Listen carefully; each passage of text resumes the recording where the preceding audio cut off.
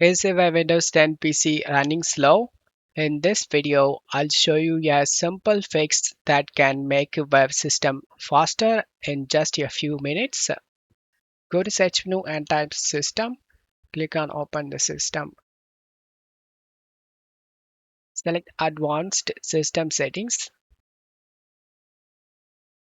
Under performance, select settings option. Select advanced tab. Under virtual memory, select change. Uncheck this automatically manage paging file size and select custom size option. Here you can able to see installed RAM. In my case, I have 8 GB RAM. Check my video description for these values. Copy the values depends on your RAM. In my case, 8 GB RAM. Copy the installer size and paste it in installer size. Same way for maximum size value. Copy and paste it in maximum size. And then select set option. Value set it under paging file size. Select OK and select OK. OK.